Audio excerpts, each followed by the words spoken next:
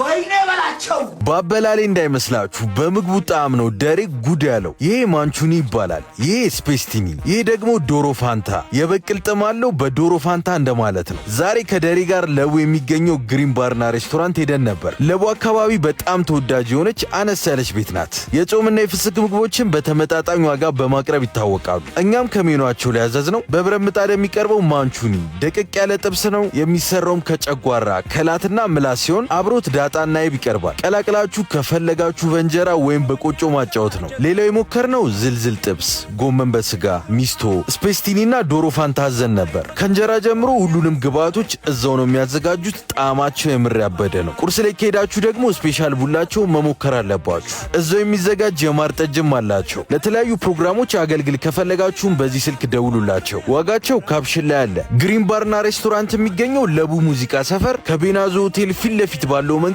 ገባ ብሎ ይገኛል። ሞክሩት፣ ትወዱታላችሁ።